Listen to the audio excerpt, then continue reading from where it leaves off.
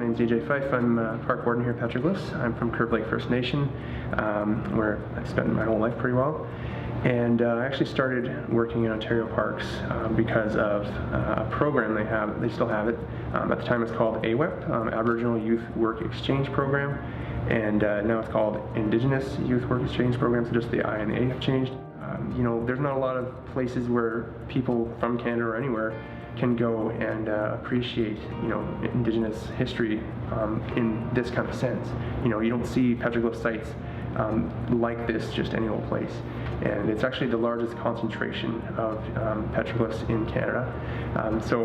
Just a quick distinction as well between petroglyphs and pictographs. Pictographs are painted images typically, or like you know, done on top of a rock surface, and most in Ontario are along rock shorelines. Petroglyphs here are carved into the rock, and there are other places in Canada where they have those, but nothing in like a small area like this with this many. It's quite a large number of carvings there. The site was carved, or at least most likely believed to be carved between 600 to 1100 years ago. They don't see any signs of European influences like horses or ships or guns. Nothing obvious anyway that would say that the folks who made the carvings had contact with Europeans, which is why they kind of have that age range. It was at least that old.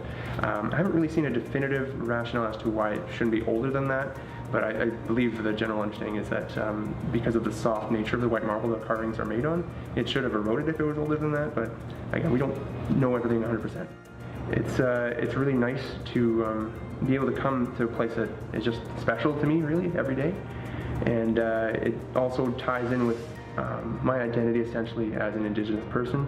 I actually have really striven to make sure that that's a very strong element of my life, that I reflect that identity, and that I represent myself as a member of like my people, essentially.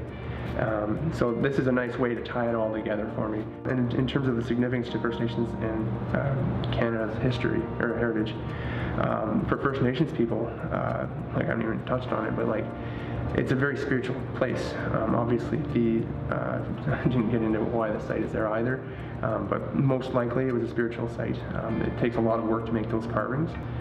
When you see the petroglyph site, there's a large crevice through the face of it and had water trickling down the bottom of it that sound like voices talking. It doesn't really trickle so much nowadays. There might be some stuff kind of getting down there, stopping it up from outside. It also depends on the water level. But the way the voices sounded it's believed that it made the carvers feel that, you know, there was a connection there to the spiritual world in some fashion. And typically where you find rock and water meet in at least the local First Nations culture, it generally carries a spiritual connotation to it. It's a place where people come to connect with, you know, their spiritual side, if not their cultural side or the historical side of it. You know, this is a place in the woods, and this is how the world would have looked for the people who lived at the time the carvings were made.